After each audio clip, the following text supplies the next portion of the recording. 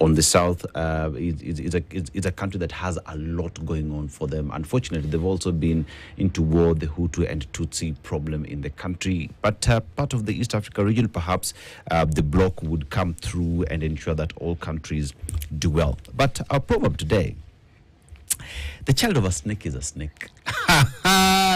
Mtoto wa nyoka ni nyoka. I like that. One would think it was just for you. No, I like it because you look at the Kanu remnants. Watoto wa Kanu ni Kanu.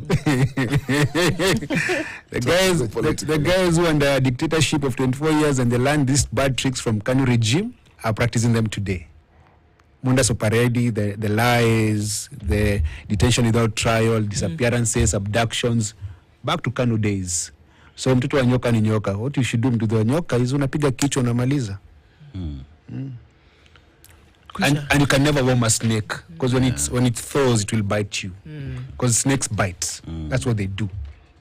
So there is no, if you think that a snake is going to change its ways, it will not. Yeah. If a snake will bite and it has poison, it will bite you and it has poison. Yeah. Poison you. It's interesting. Boniface is saying, piga kichwa na mawe. No, in terms of snakes, venomous snakes, you just get rid of them. Yeah. We're coming. Don't try and make a snake a pet. Well, it's non-venomous. My old man Mzee Aseto has been beaten with a snake before. Does not care whether it's non-venomous or venomous. There's a part of this country wanapiga na wanakula. All right, but if you try to eat the kind of snakes, they'll kill you. It's poison. You're ingesting poison. Yes, do not touch them. So the last couple of weeks have been interesting, and I use that word very cautiously when I say interesting, because not interesting that we want to find out what lies beneath, but interesting in terms of perhaps the thoughts of many people was that, you would get here, but not in the manner in which we did. And weeks, I say even months, because we started off the year with, again, disappearances. A young man, by the way, his name is Brian Odhiambo. We still don't know where he is. We don't know if he's dead or alive. Diangui or Brian? No, Brian Odhiambo went missing in Lake Naivasha. The one who's the arrested dead Rangers. Yeah, there's an inquest. The Rangers have been arrested. There's all of these things going Brian on. is dead. Yeah. He was murdered. Yeah. In terms of now this information being made public, and when I say I don't know, when we say we don't know, there are people in court for murder. When we say we don't know, is that they have not told us what happened with him, and this had to be forced. That people had to cry, people had to beg. His mother, his wife, had to essentially sit on steps and beg people, please hear what we are saying. That forms the pattern of things that we are seeing, and we keep seeing things like this over and over again. And then we got to the protests. But even before that, we saw, the murder of Albert Ojwang, for which people pussyfooted around issues, put people in remand today, denied bail, whatever, because they're investigating what could have possibly happened. Again, another thing, we don't know, and I use those words very deliberately. We don't know because you've not said. We don't know what you want to tell us, but it's very clear to very many people what has happened. And then we got into the protests last week. And I'm not even going to talk about the protest day. The day after the protests, the things that we were told was that, this was just a political gimmick. That there were people who came in, that was not a protest. And these were words that were spoken from the National Assembly. That was not a protest. Those were criminal riots that took place. And we know who is behind these things. And so now here we have a dichotomy where there's one side and people who are baying and saying, please give us better governance. And this other side where people are saying, well, the people who are in the street are not the people who want better governance. These are people who are essentially attacking and undermining the rule of law. Bonnie? I think it's very sad that the president and his CS for Interior and people in his government are playing politics about very serious issues. So a week ago, people in the streets, actually it's not even less than a week ago, and the reason why they're doing that is to mark the first anniversary of the Gen Z protest. And most of it was about justice for the heroes who lost. So the demands were very, very clear. We want accountability, we want prosecution of killer cops, and we want compensation. Very, very clear demands. But along the way, the government said they don't allow it to happen because I saw they were saying, we should have had a protest route. Those are protest route that was actually given to the government. But they allowed infiltration of goons to come to the city and to come and cause havoc. A week earlier, during Albert Ojwang's protest, the same thing actually happened. The goons are known. The people who are the goons are known, but they don't want to go after those the owners of the goons, because if they do that, then people are going to be able to protest again. What they're trying to do right now is make it very dangerous for anyone to hold a protest, because if you don't get attacked by goons, you'll be shot by the police, and if you survive, you're going to get raped. All this benefits the government, no one else. But number two, when Murkomen said there was a coup attempt, if there's a coup attempt, who are the coup planners? Who are the coup funders? Who gets to benefit? Why are they not being arrested? Because right now we have people who have been arrested who are very innocent. Well, you know very well who the goons were. Everything was caught on camera. So if you want to arrest goons, you'll find them. About Wednesday's protest, there was a raid at Quickmart, OTC. There was no protesters on that particular area. There were no protesters. Protesters in Kenyatta Avenue, Mundibingo, Kwenange Street. It was a very small space. And where they were, there was a helicopter hovering above to show. So every time we try to move and join, all the groups would get dispersed. So they could see that. If they had an area view of the protesters, they had an area view of the goons. But they allowed the goons to do what they did. For them to raid Quickmart and just take everything out, a stone throw away from a police station, Kamkunji police station, means that they were allowed to do it. The goons benefit the state, so they can say, if you allow demonstrations, people are going to be violent, you're going to lose your property, don't allow it. So they're trying to create hate towards protesters. But number two about this entire thing, they have moved away from the issues where people are in the streets protesting to make it about tribalism and this candidate against this candidate. There was no tribe on Wednesday, and the reason people in the streets are not about communities. So they want to take us to that, to ethnic balkanization. Move away from the issues, so we go back to tribalism, then we divide the people. That's the tactic. But the issues still remain. The issues still remain, but you see, the problem is, it becomes now my community against your community. If you look at the members of parliament who are online and saying, oh, my community was targeted, the things were for this community, it's a lie. People suffered. And I really wish that they cared about the victims, because we have about 19 dead, over 400 shot. No one is talking about the victims. We're just talking about property, because this country values property more than human life. And because people get emotional, because all of us grew up poor, you get emotional when you hear your car was burnt, your shop was looted. So you're far removed if you don't lose a life, because it's not my life, it's somebody else's life. But if you had given the kids who died last year justice, this wouldn't have happened. But as we talk about justice, I just want to paint a picture. We talk about 60 Kenyans who died June 25th last year. Yes. And we look at how many more have died in the hands of police, because the report that we received last week is we have 20 individuals who died in the hands of police in police custody. And these numbers continue to increase by the day. Yet, when we sit and hear comments and statements being made, are those statements of Ukikuja police station, we will shoot you. But when a member of parliament is killed, we get that information in 4 days and people are in jail. Seems as though justice in Kenya is meant for a specific crew of individuals and not for everyone. Yeah, it's actually, if you are in the political class and you get killed, you're going to get justice. But if you're one of those poor people, like the majority of Kenyans, you don't get justice. And I think Murkomen comments come from a place of fear.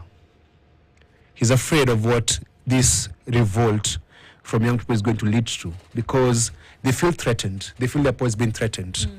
They feel like now it's no longer the purview of politicians who can be able to organize a protest alone. It's actually anyone else who has an issue can do that. And they feel like if this continues, even the police are going to protest. So they're saying kill, kill, kill. But where do killings lead to? Anarchy. Murkomen comments are not only reckless but foolish. And I think he should be fired from his position, because he has risen to a place of where he cannot be able to perform at all. This arrogance, him going to give us Vitimbi, Vipindire at Quick Match, saying that the looters came and left their IDs at the gate. It's like they had to they came here to the building and checking my ID there. It's like you to loot, you're checking your ID at the door. It's like foolishness. They went and collected the lost and found IDs at the police station and then arranged them outside Quick Mart. People are not as foolish as Murkomen and his boss. We're smarter than that. Boniface, let's go back to Wednesday. Actually, before Wednesday. The Standard did an expose on the planning around goons being released into the capital. Yes. we had seen when Boniface Mwangi was also shot. We had seen the same thing. Goons who infiltrated the protests, and they came with batons, with whips, and they were robbing people. And had police escort. And they had police escort. So this Wednesday, before Wednesday, the police had said they're going to ensure there will be peaceful demonstrations. They guaranteed protesters that we'll keep you in, as long as you're around the safe zones, we're going to protect you. So it was very, very clear that the intention was to make sure that they manage the protests and no infiltration. Well, in your planning, when coming into the city, because you are there, and I believe you have your networks, you've got your own intelligence, you see things around, what would you say happened on Wednesday? Because we saw a lot of destruction, not just in Nairobi, but across 27 or more than 27 counties. What did you see that was different from the previous protests? So the government had a plan to scatter the protest all along. So the night before, there was a story by the citizens saying there's a bomb scare, Iran connection. But when people didn't buy that story, it was deleted. That was number one. But number two, around midnight, we heard that they'd put barbed wire around Parliament and they'd close the roads. When we woke up in the morning, the city was on lockdown. Yes. So how do you promise people that it's not a normal day, then you put the city on a lockdown? But they had intentions. They said they wanted to ensure that the people getting into the city are the ones that they want to get into the city. So some people young people were able to sneak in and come to the streets of Nairobi. Then they allowed goons to come in. The looting was deliberate and the goons were deliberate. So there was like a dance that the protesters were playing in the streets of Nairobi. They would run away from the police officers and run away from the goons. And the goons had police protection. That was different. That the police came and said, you know what? We can't kill the way we would like killing. What you're going to do, we're going to introduce goons so that some women can be raped and we just put a fear in the entire country. Let me say this. The Senate did an expose of the people who were going to fund the violence. None of them has been summoned. None of them has been investigated. Even none of them has been discussed in Parliament. You know, the way they're discussing some of us in Parliament, they're not been discussing the people who hired goons, because the violence on Wednesday benefited the government. Because mothers are saying, I don't want my son to die, I don't want my daughter to die, let them not go to the streets. So they're putting fear from people from playing their civic duty, because protest is the voice of the unheard. Protest is the voice of the poor. Protest is how you get change in a country. But they don't want people to do that anymore. There's a lot of attention that's being focused on the businesses, people who lost property and such, which, I actually commiserate, and I say it should not happen to anybody for anything. But should we split the attention? That's one thing, because we talk about horrific things that then happen to people after, whether we're talking about the death, whether we're talking about injuries, whether we're talking about, unfortunately, sexual assault, rape that happened to some women that night, and all of these things happening at the same time. Can we split and say, well, let's feel worse for this and not the other? So let's say there's no money that is enough to compensate for human life. You can't first put property first, then life. Let's first do life and then property. And that's what the law says, that the work of the police to protect life and property, not property and life. Yes. But you can see the government did not even protect life and property on Wednesday. It's very important for anyone who lost a business on Wednesday to sue the government for failing to protect their property. At the end of the day, we have a social contract with our government. I pay my taxes, you protect me and my property. And the government is failing to do that. And the government is allowing people to come and destroy a city and destroy property in the name of politics. And what's very, very sad, they think that they're trying to portray one part of the divide. They're trying to make this thing about Rigathi.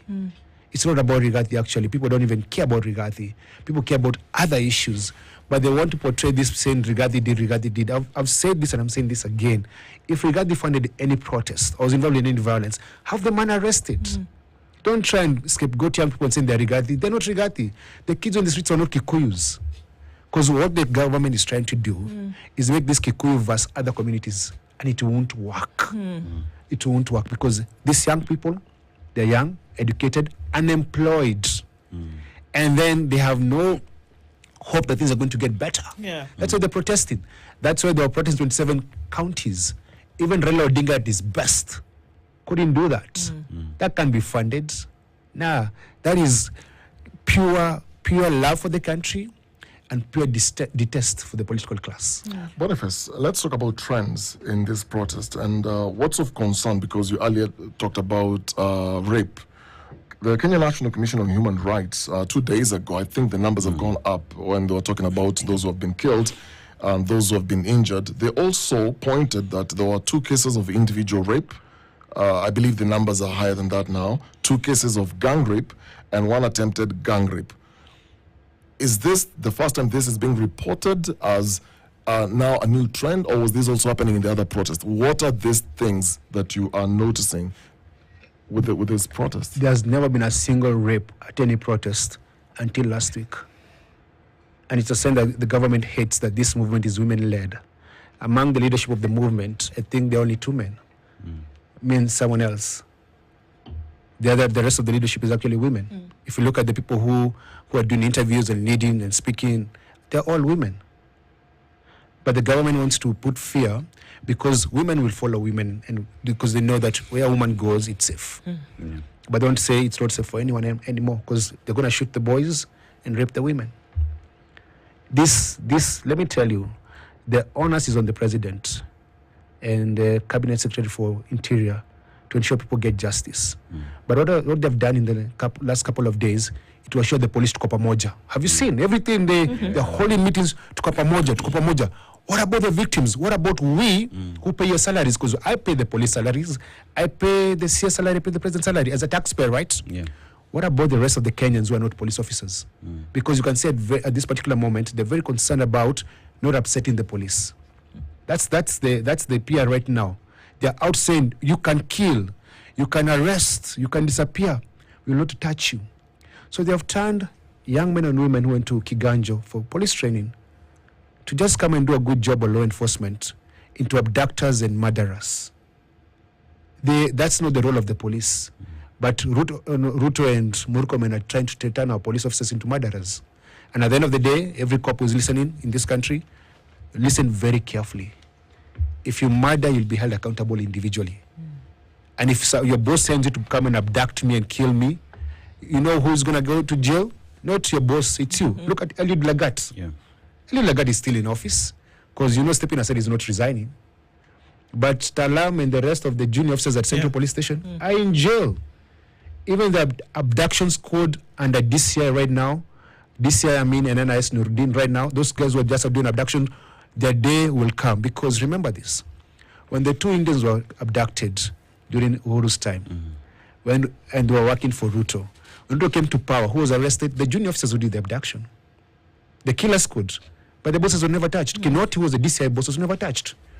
At the end of the day, this country will sacrifice a poor cop and instead of their boss. They won't go for the chain of command. However, we need to let Murkomen know there is no expiry date for a murder charge. Eventually we'll get them. Eventually, even if it takes 5 or 10 years, eventually Murkomen will face criminal charges for his utterances and his actions. You've had a few run-ins with the police officers during these protests. When you talk to them on the streets, what do you hear them say? They're just following orders like foolish people. They're just following orders. It's very foolish that they just follow stupid orders, because let me tell you, there's no reason whatsoever for NZ to be violent. But the moment you bring in political actors, what do politicians know? It's just violence and goons. Because what they tell those young people who they hire, we're going to pay you 3,000 or 2,000 bob, but when you get to the city, go steal and loot. So unaenda shopping. So someone is coming to the city and they know they're coming to shop. But Boni, we talk about the protest that took place, and I remember that morning, as Kenyans were getting to the CBD, roads were actually closed. Thika Road roads were closed, and Ngong Road. Accessing the CBD was pretty difficult. And one would have hoped with all these, then the city would have been more secure because police officers were also deployed in the CBD. But that was not the case. And as we talk about the demand that a notification is given, I remember Nairobi Commandant Seda saying, we've received the notification and we assure the protesters that everything will be okay. But here we're talking about 19 who are dead, 400 who are shot, and you're talking about justice that will be received. But in the communication that you are seeing, no one is really, first of all, addressing the issues during the demos, justice for Ojwang and police brutality. No one is talking about the women who are raped. All we hear is buildings were looted and all this.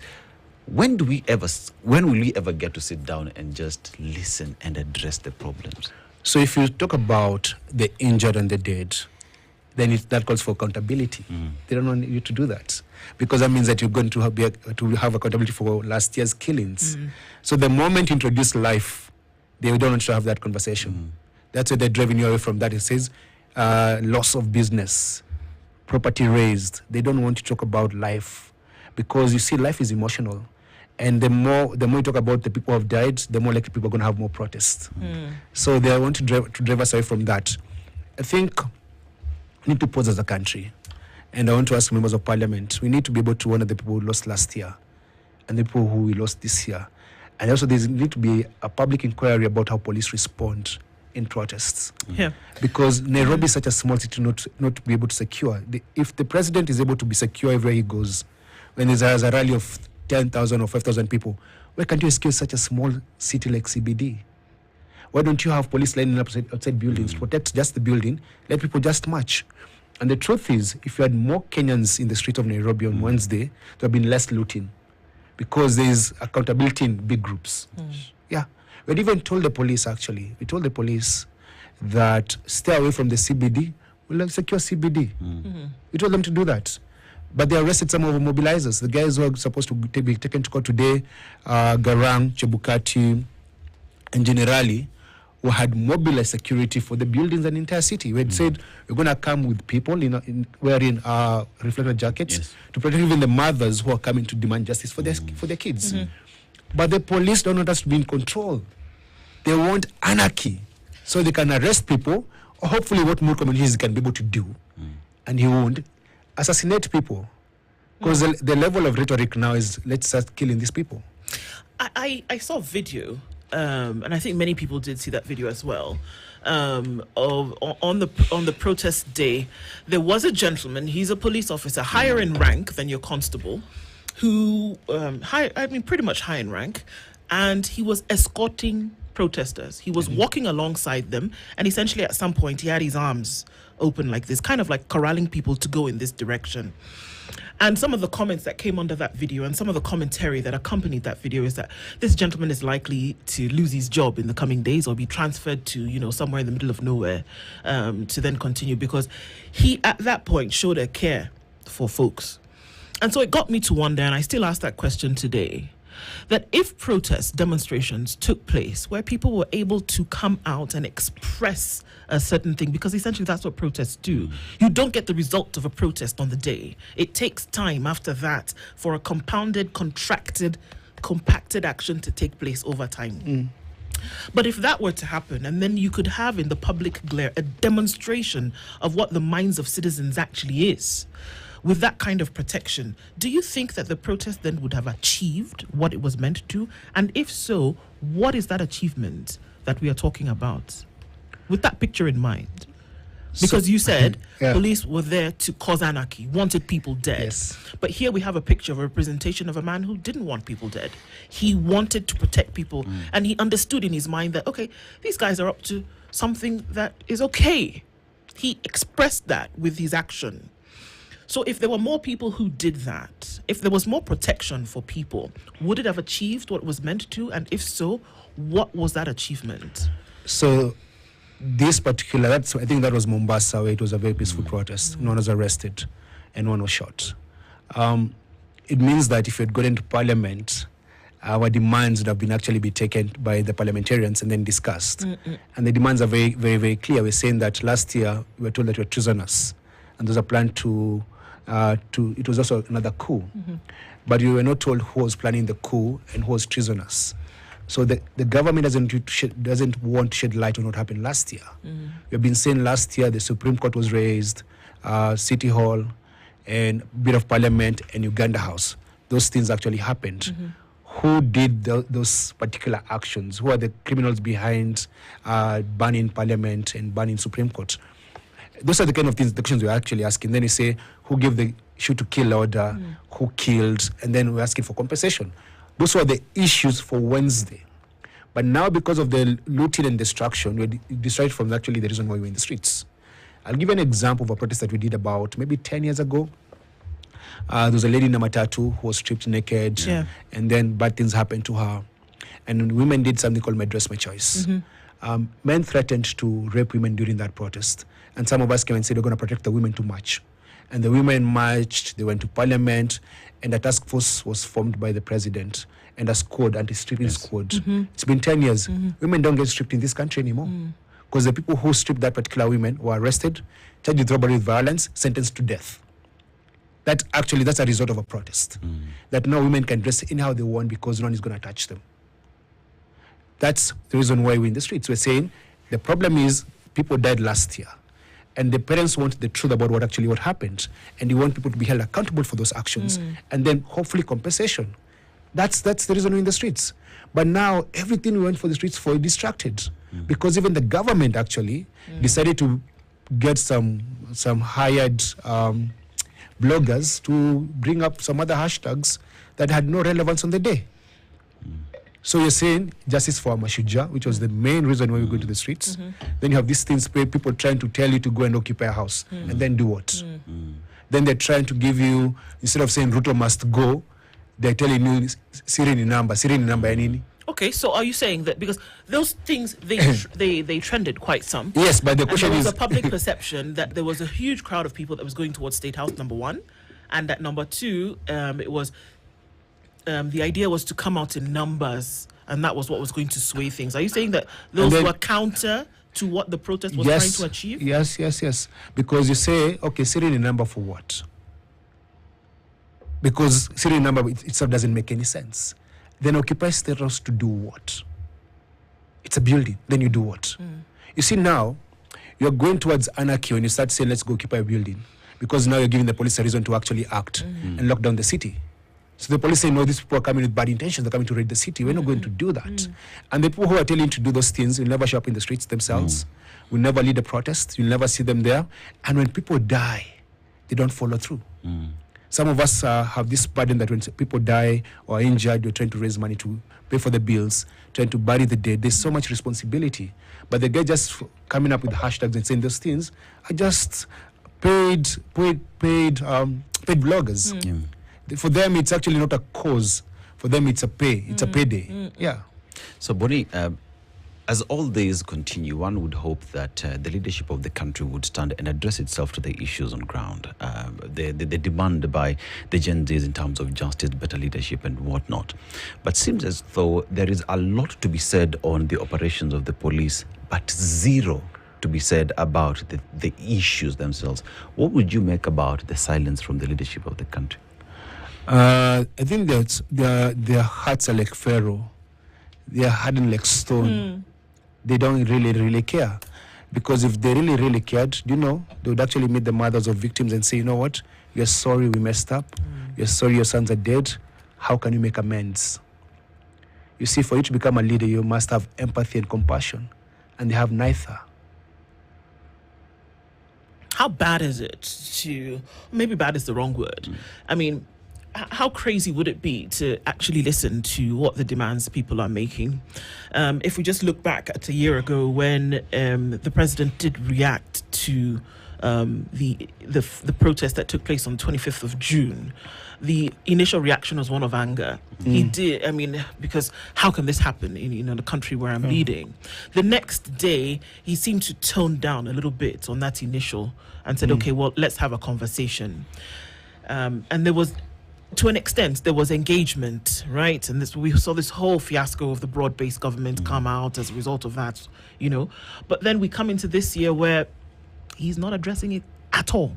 Do you understand? There's no response. There is no reaction. There is no... Maybe we see that there are agents of government who are making statements and saying things, but from him, there's nothing. What would you make of that? It's very disappointing. One of the reasons why he signed up Raila Odinga on his team was saying, you know what, I'm going to give you justice and you're going to actually be accountable to the events of last year. That hasn't happened. And I wonder what's going through his mind and heart, because he spoke to like Mama Kennedy from Rongai, whose 12-year-old son was killed, and said, I'm going to get you justice, and doesn't follow through. So my concern is, it's not, sometimes people say, you know, the leader is good, he has bad advisors, but I think it's a choice by him not to say, you know what, I really don't care about the kids who died. All I care is about politics. Because if you have money for state house renovations, continuous renovation, if you have to be able to give 194 billion shillings to Ministry of Interior, you can set aside a small amount to compensate the victims. You can set a small aside to actually say, you know what, let's have a commission of inquiry about the events of last year. Because the grievances of young people are not going to go away. You cannot wish them away.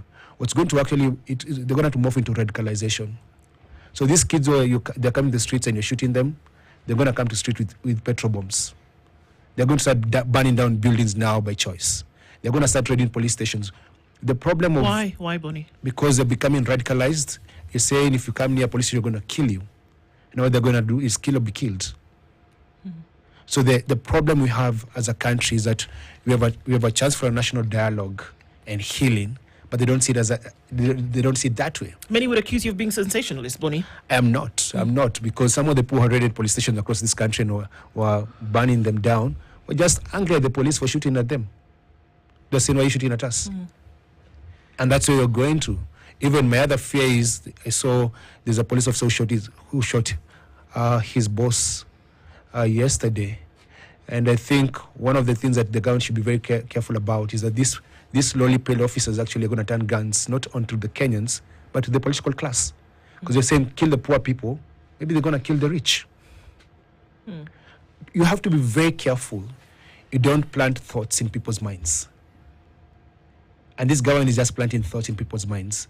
By them asking the police to kill people, they're telling people, you know what, even you can kill police officers. That's the problem right there. What they should be pushing for is rule of law. For example, before last week's protest, the week earlier, there were goons outside City Hall saying, hey, tuko pamoja Sakaja. Why are they not in jail? There's a guy called Sonko and another called Gaucho, who mobilized goons to come to the city. Where have they been arrested? Even people who were robbed in the previous week and last week haven't gone to the police. Because how do you go to report goons who are working with the police to the police? You can't do that. Boniface, let's talk about activism, and in this sense, from last year's protests, started as anti-tax protests. Then it has morphed now to accountability, to justice, and like you rightly said, compensation. There's been this conversation, it's sort of like an undertone to what's going on within the movement of infiltration, and also the idea of sellouts.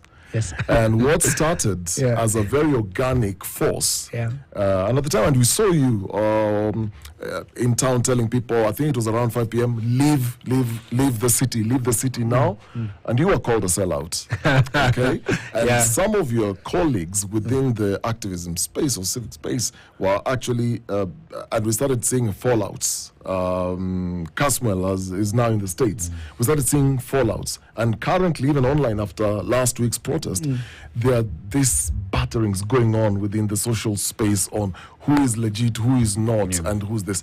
What is going on within that space, and why is this conversation happening now? Because on this other side, what you see the president do, the president is actually asking, in not so many words, where do you want me to go? What's the formula? So I go now, then what next?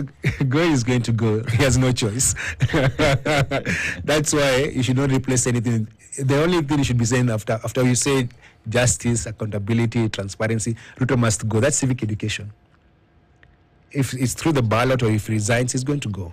They're not always about it. He's a one-time president, and that has nothing to do with any other person out there. Just saying this man has failed to lead this country very well. No, his argument was, as you answer my earlier question, just to back up with what you're saying, is the context within what he was saying was, look, there's a constitution, and I have a term, and I'm constitutionally elected. And he's saying, when you go to the streets, you say 1 term or 2 term or whatever.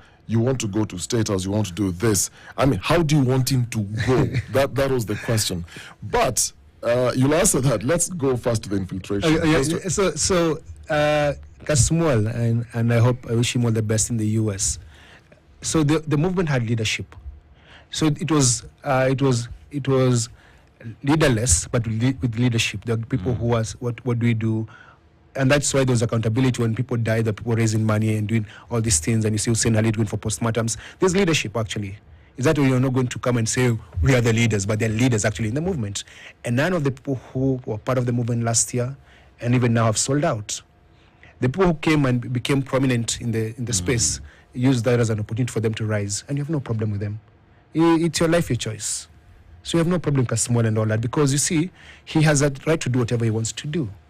What is dangerous in the movement actually is government bringing in misinformation. For example, when you say go and occupy State House, you're occupying to do what? You see, this is very dangerous because people go to State House and then get killed. So Occupy State House is not the core message of the movement. No, Ruto must go is actually like overarching message of, because he has to go. And that's civic education. And that's why you say we're going to need a replacement for this president. However, in the meantime, because the man lives in a tax-free house and his lifestyle is funded by us, he must do the work that he's supposed to do. And that's why we even have petitions. That's why we're making demands upon his office while he's still in office. So the things about, let's go and hang people at Uhuru Park, let's go and do these things, that's just government misinformation, because realize this, we're currently governed by laws. Even if tomorrow Ruto resigns and you want him arrested, he has to be investigated. Then there's a clear channel of how things happen in this country. We're not trying to say, let's overthrow the government and then who takes over? You see, don't throw bodies to be killed so that you can make a point. Some of us carry a burden of what we saw in the streets. Knowing the parents whose sons died and we talk to them, we carry that burden in our hearts. So we see beyond a protest. We don't just see a protest as it is. We see what happens next. So we need to have deeper conversations. And I think one of the things that we must do as young people is just get a political education. So that even when you chant anything, you understand we're chanting that thing. Yeah. Do you think a lot of people have that in their minds, because we've seen and we've heard that now folks are saying, well, now that this is the response that we've gotten from you, because we know that an answer or silence is an answer. Yes. Spoken or not, it's an answer, it's a response. And so they've said, well, if this is the way that you're going to respond to us, if you're going to tell us you're going to come for us, if you're going to tell us, then that has, if anything, hardened our resolve. And that we are resolute in this thing. It doesn't matter, kill us. We have stories of young men who have paid morticians, who've booked a space in a funeral home, who've told their parents, we're going for these protests, you take care of my siblings, but forget about me. Know that there will be a better Kenya. These are things we've heard last week. True. Know that there will be a better Kenya for these ones that you're raising, even if I'm going to be killed in the streets. Those are real conversations that people are having today. So are people now moved by anger or still moved by this reform that they're looking for? I think it's more anger than anything else. People are just angry about the state of the nation. And then you were very angry about the president who doesn't listen or care about the plight of young people. And that's why they're saying, I'd rather die than continue living in poverty or continue living in a very hopeless situation. And what I wish, and what people are trying to do right now in the movement, is move towards civic education. Let people get a political education, because when you get a political education, you won't be swayed by tribalism politics or money politics. You're going to stay true to the cause. Yeah. So, Boni, if you look at what has happened so far, we've spoken of not being heard. Kenyans are saying they don't care about us, right? Yeah. Even when you speak, they will shoot and kill us. Yeah. There is what is being said that fear has been sold to Kenyans so much that people are afraid of coming out. Is that the case? So there's fear, yes, it has been sold to people, because when you kill people, people get afraid. But you see, you have a day to destiny, and we're all going to die. So there are people who are going to protest in spite of their fear, and then there are people who are going to politically organize for 2027 to ensure that this man is a one-term president. So even as we agitate in the streets, we're doing a political movement to ensure that the people who get to the ballot are not the people who are ruining this country, but are people who care about this country. that we must replace the entire leadership, the entire political class that is present in power right now must all be replaced. And that's why there's so much resistance, because even the politicians themselves who are members of parliament or MCAs or senators and governors know that you're not going to survive the tsunami that is coming. And that's why they don't talk about the plight of young people, because they know very well these young people are going to punish them. But let me say this, that is very important. Soon it's going to be very fair game. The radicalization of young people, it's going to be very, very fair game very soon if they continue killing us, for people to start exposing politicians' kids for them to be killed. It's going to be very fair game. I want to say this without stammering or stuttering. The same Ruto or Murkomen is saying, go kill those kids. Very soon we're going to know who Murkomen kids are, who his wife is, and say, you know what, if you kill our kids, your kids are going to be fair game. Those kids are writing obituaries. we're going to take one for the team. So be very careful what you say, because once you unleash this thing, Ruto might think he's safe, but Charlene goes out, she'll be found. Just saying those things out here, because we can't live in fear because they have police protection. They think that they're safe. Oh, it sounds like something that we want to be very cautious about saying as well, Bonnie, because we're saying essentially that, do two wrongs make a right in this case? Because we're saying that, there will be a retaliatory kind of thing. The thing about, right now there's a boy called Yangui who's still missing. He was picked from his mother's house. No, he was picked from his house by DC officers. He's still missing. And we know very well the government has that young boy. What did he do? He shared a State House program. What you're going to do when you go to State House. Why? It's a criminal offense. Arrest him, charge him in court, let him go through the due process. But don't put him in a hellhole to go and torture him. And I'm saying this even if I die tomorrow, if I don't live long enough, the seeds you're planting right now will germinate. The chickens will come home to roost. So you have to be very careful where you want the country to go. Take the country through anarchy. These young kids have access to information from the touch of a button. They'll find you. But Bonnie, don't do that. But Bonnie, what do you think? Because you've had this experience. I'm saying this as a cautionary tale to the president and his Murkomeno. These guys who have no shame when they say kill our kids. Be very careful, because you shall be found as well. I mean, Boniface, you are in Tanzania. You've gone through this. My question is, these people are intelligent. They're not stupid. They know what they're doing. When they go arrest a young kid and they detain the young kid, they abduct the young kid, keep the young kid for days. What's the end game? Fear. They're just trying to ensure that no one speaks up. If you speak up, they smack your head. But you're gonna end up getting people so radicalized, they have no fear anymore. And that's why they're going to raid police stations and ban police stations. And you have to just say, let's pause. Let's just take a pause and say, no, we can't go into anarchy. And then you dial back and say, 1 year ago, this happened. How do you get people arrested for what they did? Hold people accountable for their actions. You see, the problem is they're trying to say there are two sets of law. Guns hired by the politicians can get away with murder. And then peaceful protesters can be shot dead. We can't live like that. That's why actually people are beating up goons. Because they're saying, you know what, if you don't arrest the goons, we're going to kill the goons. And that's anarchy. I don't know what Kanje is doing in office. Because Kanje should be running the police properly. Not walking around doing a catwalk with the Murkomen in the streets. But if these orders are coming from above, he's also following orders. But he's supposed to be independent. So even as we talk about police and their operations, Bonnie, there is one would hope that in any jurisdiction that we are able to run to the police. Can this be repaired at the end? In Kenya, my friend, you don't even run. Unajua kulikuwa na wimba, it was Kalamashaka, nikimilia nani? Polisi hapana, jambazi hapana. You're like, where do I run to? Because you are not safe in either hands. And that's a problem. Because what's happened right now, the events of the last 2 weeks, and even the past 1 year, I eroding confidence with the police. We no longer trust the police. Because you realize these police don't work for us, they work for politicians. And that's bad. We need to trust our police officers. I need to know that if I go to the police station, I'm going to be safe. There was a story about someone who was mugged in Nakuru. Went to the police station, found the person who had mugged him was the police officer at the report office.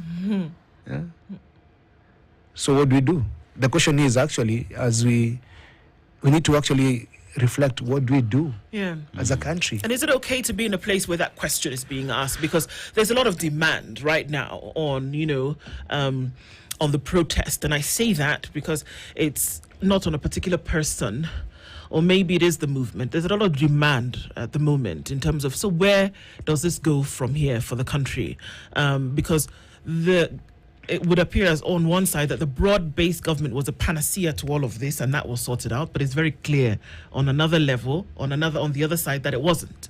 That is not the answer to what we are looking for. That Kenyans are looking for an opportunity to survive in an atmosphere where it's promised to you by the supreme law. Mm-hmm.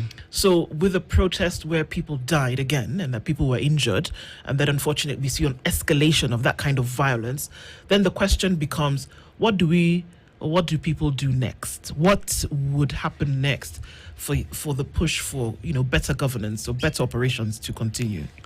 So I know there are plans to do. I've seen online to mark Sabasaba. People want to go to the streets. Allow them to protest. I know there's a bill going to Parliament to stop protests and make it person who organize a protest liable if there's any destruction. Those are defeatist bills. I think what we need Kasongo to do is to listen to the Kenyan people. Just listen for once. Don't be afraid or don't harden your heart. Just listen and say what do they want. For example, they are like trying to raise money to pay for surgeries for people stuck in hospitals. Just say the government is going to take care of bills of everyone who was injured, funeral expenses for everyone who was killed, and then let's have a conversation. And you see everything that there's a thing about people saying, who do you talk to in the movement? The movement is leaderless. Yes. There's a constitution. Everything we're asking for doesn't need a personality in the room to engage with the constitution. Everything that you're demanding, actually, the demands are very clear, that you don't need a broker or someone that you can bribe to engage with you. You don't need someone to come to State House to meet with you. No. The demands are very clear. Kenyans are saying, these are the demands. Just follow the demands. For example, the women who lost their sons, some of them don't even want to meet Ruto. Ruto murdered their kids. What they were asking for, give us justice. And if you can't, compensate. Because some of them, that was their only child, their only hope. So some of this money will help them pay some bills. But they don't want to meet with you. So this whole agitation that we have in the streets, no one wants to meet the president. We don't care. Yeah. What happens next, Bonnie? It's been clear that what happened last Wednesday was a coup attempt. Unofficially speaking. I hope they arrest the coup plotters. Let's hope they will. So what happens next? The agitation continues, but how does this conversation then move? Not just from, on the social space, but also on the streets because of the kind of anarchy we saw on Wednesday. What now happens next? So I think people need to do village bunge la mwananchi in the community. I think young people need to regroup again and start study groups and study the Mwakenya movement, study the fight for multi-party democracy, and see how we remove Kanu from power. So we need a political education, actually. I think one of the things, and study classes, so that we're now going to fight using ideology, not just zeal and passion. We need to understand that Ruto is going to go, whether he likes it or not. And that will have to be through a democratic process, whether it's a ballot revolution or he resigns from power. But what comes after Ruto goes, because you need to prepare for that. Yes. Because if you're not prepared for that, you're going to get the same kind of leaders who don't care about us. So we need to think about a transition. Who among the people who are vying right now, who stand a chance to represent Kenya very well? Who is that is running who is not corrupt, has never killed anyone, has never been a super CS, was a super thief? Who is that person? Then you go that. And then the other thing about this country, people like talking about the Chinese Communist Party. And the Chinese Communist Party is not, it's CCP, right? Is not an individual run. It's a committee. Yeah. And this country to go forward must run by a committee. Yeah. People who are saying collectively are going to run this country. There was an attempt by that when Raila was running, there was a Pentagon. He brought in like 5-6 leaders saying they're coming together. I think the next coalition of leaders who are going to change this country are going to be a group of people and say, now this country needs like, it's like a surgery. In a surgery, you get all kind of doctors in a surgery room. Who plays what role to heal our country and to fix our country? Isn't that going to lead us to the conversation of shares and shareholding? Because that's the conversation that came from how Kenya Kwanza came in, and you had all these political leaders who came together. From Western, we had Musalia Mudavadi, we had Moses Wetangula. From Central or Mount Kenya, we had Gachagua. From Coast, we had Kingi. You had all these people who came together, again, like the Pentagon. So Kingi accused of stealing money in Kilifi, Wetangula, gold scam, Rigathi was in court for crimes. Like everyone had a scandal to come together. Is it possible to get people who have no scandal to come together to fix this country? Because the problem is the eating class wants to stay in power. That's why they make coalitions and they fund each other. One of Rigathi's biggest pain is that he funded Ruto and Ruto never paid back. So we need to move away from money politics into issue politics, and people love this country. And it is very possible because these young people have dreamt of a better Kenya that is not tribal. So let us not let them down. Boniface Mwangi, thank you for being here this morning. And our hope is also that you're healing better everywhere. Pole too. I think the body, I still have, my fractures are healing, but my heart and mind, man, is messed up. Pole too. So that is going to take a bit of work. It'll take some time. Yeah. Thank you for being here and all that you do. Thanks for sharing this conversation. It's necessary for us to talk it out. Necessary for us to have the discourse. And that's why we do it. Thank you for being here this morning. Thank you. At 8:01. Good morning.